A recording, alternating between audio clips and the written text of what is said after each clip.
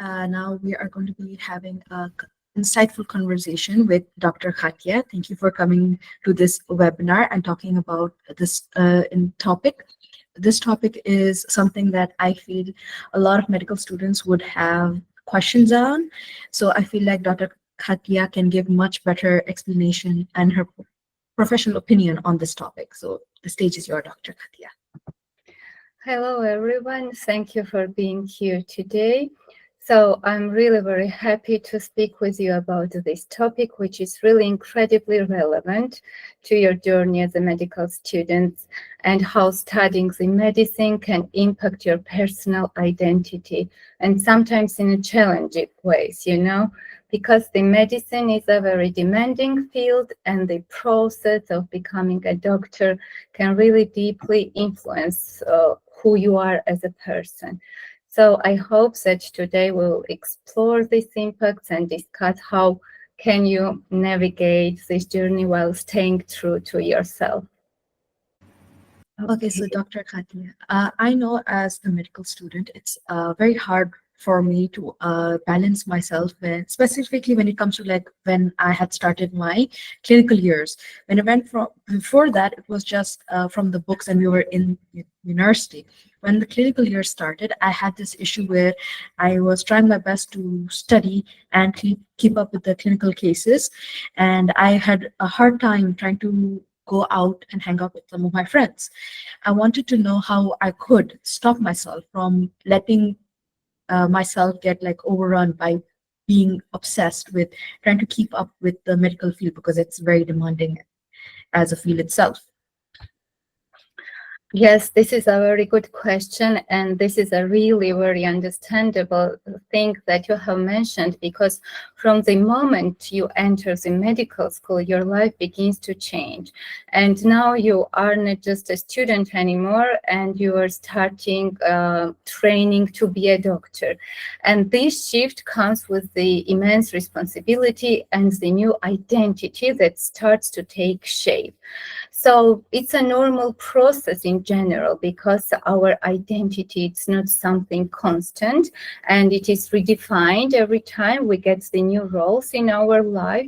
But of course, you might find that your priorities begin to change. For example, studies take the precedence over your social life, and the clinical skills become more important than hobbies, and your self-worth starts to be tied to your academic performance.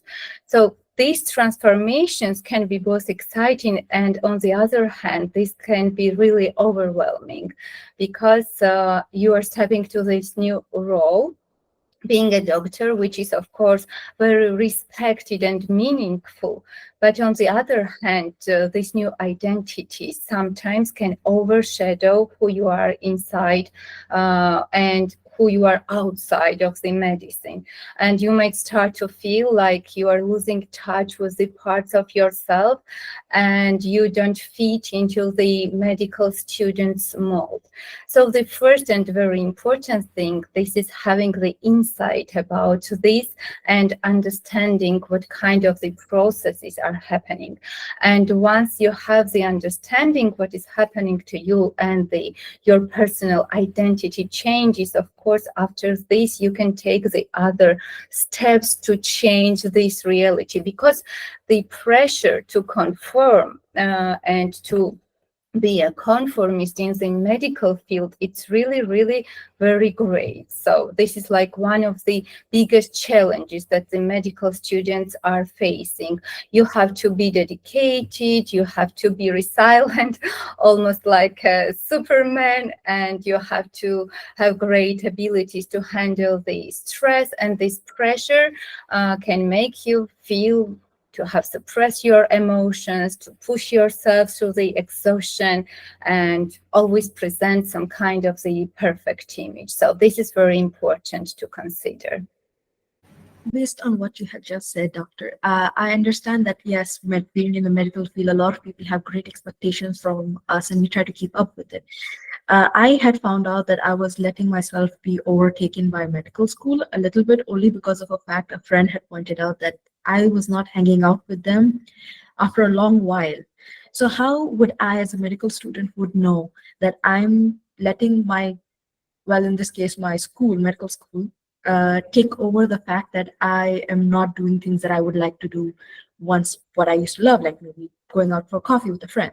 So what do you think, what are the things I should notice where I'm like, oh, I need to take a break. I need to step away.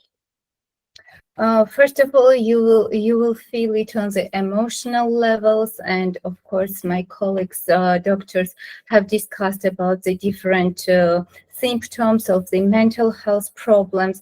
But even before you acknowledge you have or not signs of the depression or burnout or the anxiety or any other emotional problems, or this could be even revealed by the physical problems. For example, your immunity can be really very bad, and you may have a lot of other physical health problems during your studies.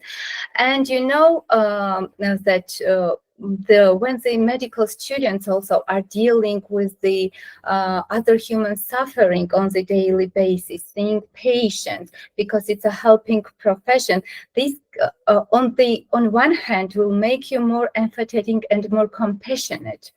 But on the other hand, you may start to be detached. So detachment is a coping mechanism to protect yourself from the emotional burnout of the work. But on the other hand, you may feel really numb and you may get emotional numbness. And when you feel this emotional numbness to the other people, you may start to be disconnected from your own life too. So when you acknowledge that you became emotionally numb to yourself, this is, of course, one of the first signs. And the second sign, this would be that you start neglect your relationships, friendship, you start to neglect your hobbies, you start to stop taking self-care, like already we have mentioned, sleeping and eating properly.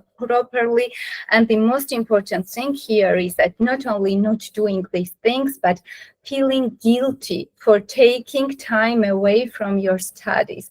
So whenever you start feeling guilty for doing something, going outside, doing your hobbies that brought you joy and happiness before you enter to the study process, this could be also something really alarming for you, that you are on the wrong way. So this would be the signs for you to try to do some balance between the studies. So the main challenge is to maintaining balance, and don't refuse to do hobbies. Don't refuse yourself to do some small pleasurable things. Yes, doctor, you have mentioned that balancing academics is important, especially with hobbies and everything else. Um, Along with that, as far as I understand, a lot of students tend to go abroad to study. What advice would you give to those students who find themselves a little bit isolated when they're in a completely new environment? What can they do to make themselves feel like to prevent their emotions or stress affect their academic uh, career in this case? It's really very common that you start to feel isolated and that you start to feel loneliness.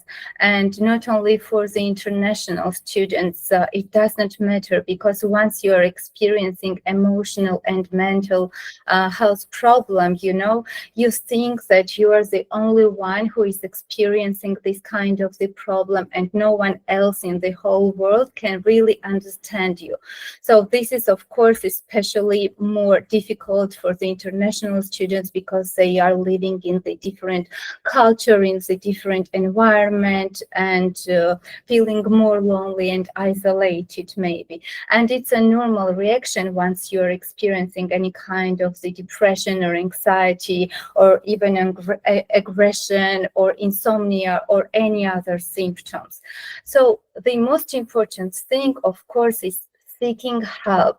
It's really very important not being shy, because when you start seeking help, you can see that you are not alone in this world, and there are a lot of other people who may have the same or problems as you are experiencing right now. So seeking help could be talking with your mentor. This would be very helpful. Also, you can find the counseling services that are working in the universities.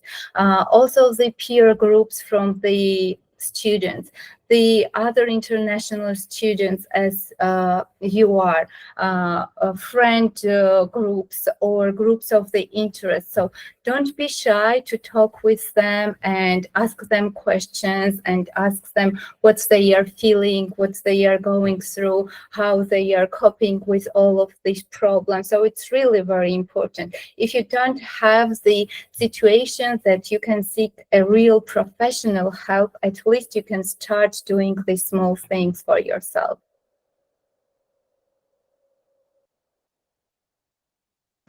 Since doctor, you had answered this question, how this is also one of the signs of feeling detachment, especially in the medical field.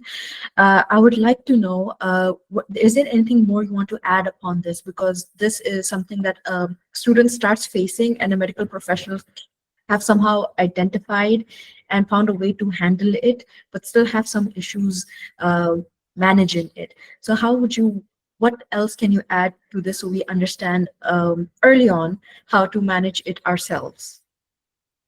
So on one hand, it's just a coping and defense mechanism to be a little bit emotionally detached from the other people's problems, because it's completely impossible to be involved, completely and devote yourself and sacrifice yourself. So there is still here, it's about the balance. But once you start to understand that you became emotionally detached from yourself, also, this could be now the sign of the problematic detachment. So in this case, this could not be healthy for yourself, because there is the constant pressure, for the doctors also to suppress the emotions. And, this could lead to the anxiety, depression, and the burnout. And of course, you understand the symptoms of the burnout by losing your goals, by thinking that you are not worth of anything, by losing motivation.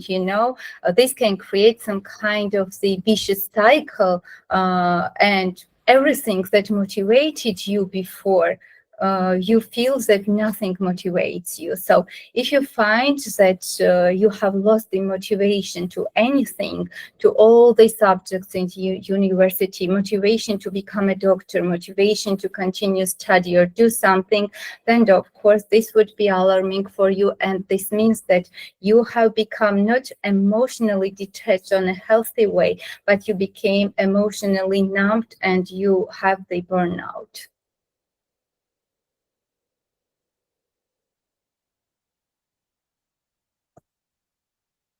Thank you very much, Doctor, for those amazing insights. Uh, Dr. Khatiashvili, it is definitely an honor yet again to have you explore these topics that are quite impactful when it comes to studying medicine, maintaining a personal identity, etc. Right? So it's a Q&A session yet again.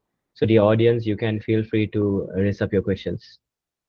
Yes, we have Hamad who would like to talk if you can. The stage is yours.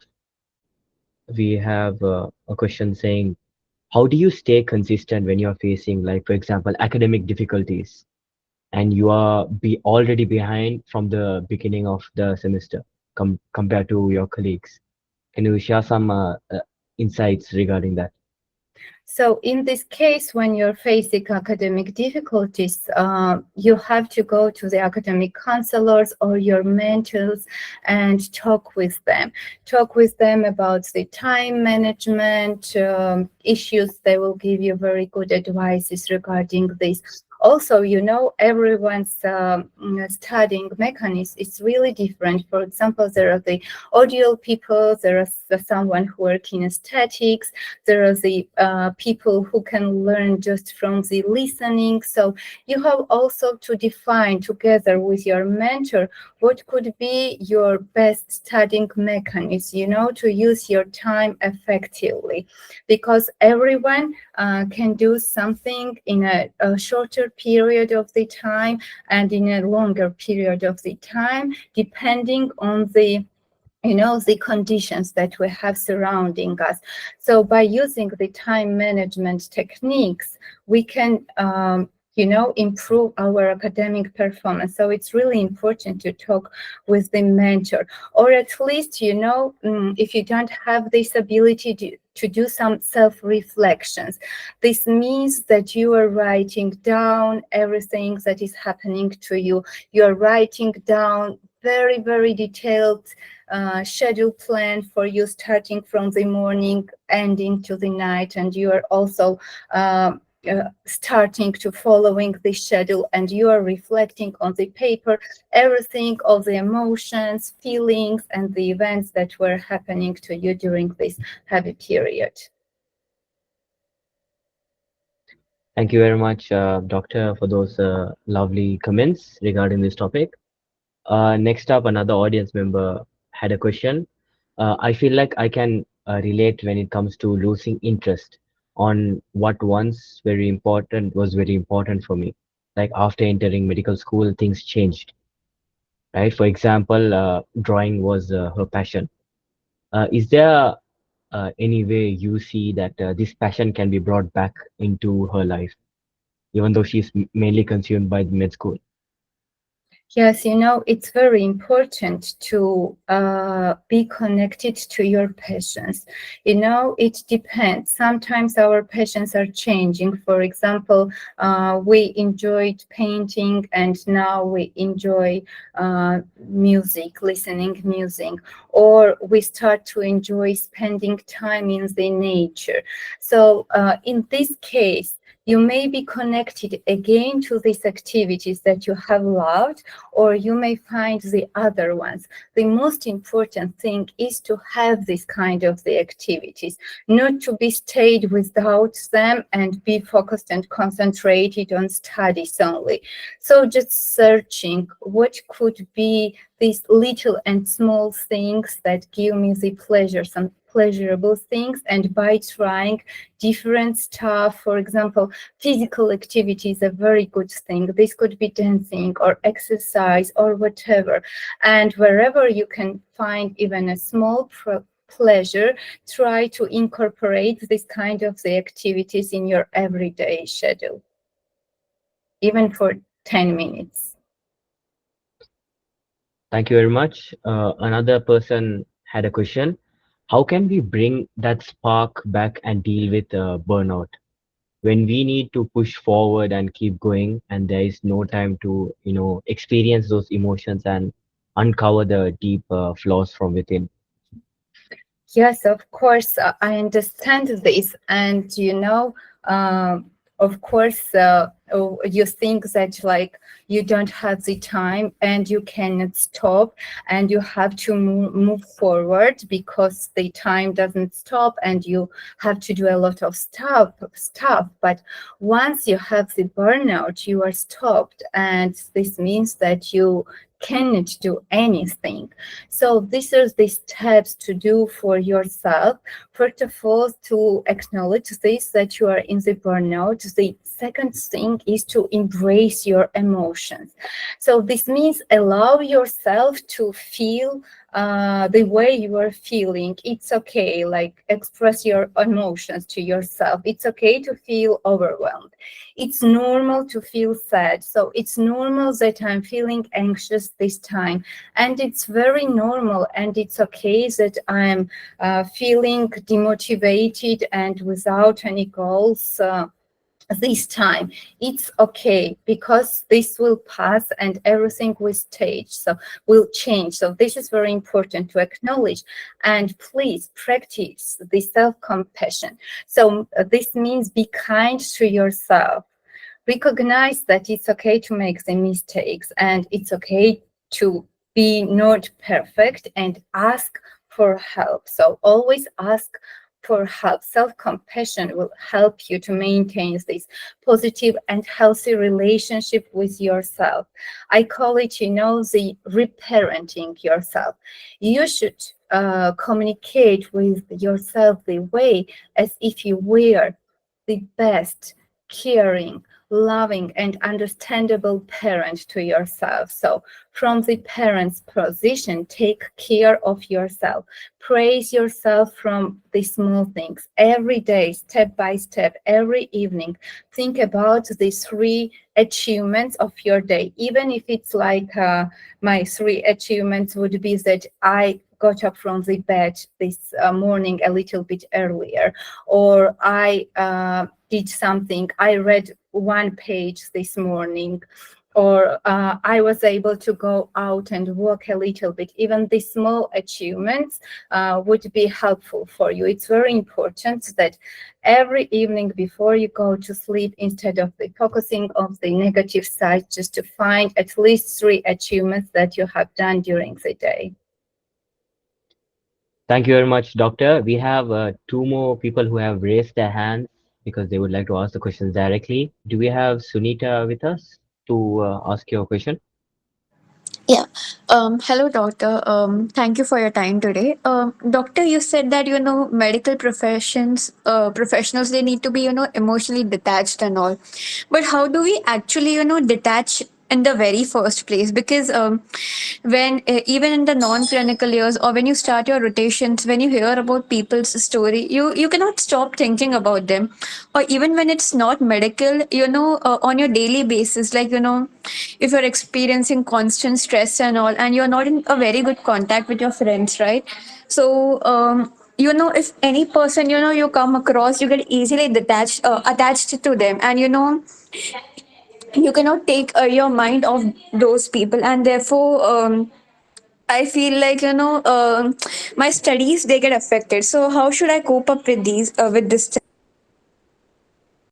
Um, Thank you for the questions, and of course, the emotional detachment. It's not something that we do by forcing ourselves, and it's really very natural that you, as a person and as a being someone who is really very sensitive and empathetic, is involved in the other person needs. It comes only by the experience, and when you have a really overwhelming stress and a lot of patients. But still, even the doctors and the psychologists and the psychiatrists, they will also agree with me that all of these helping professions, they are still experiencing this kind of the struggles that you have you have asked today. We also think sometimes about our patients, and also the medical professionals. Sometimes they have these struggles the same way as the same way mental health problems as the students. So the thing I want to say is that it's very normal to think about the other people's stuff when you are this kind of the sensitive person and very empathetic one.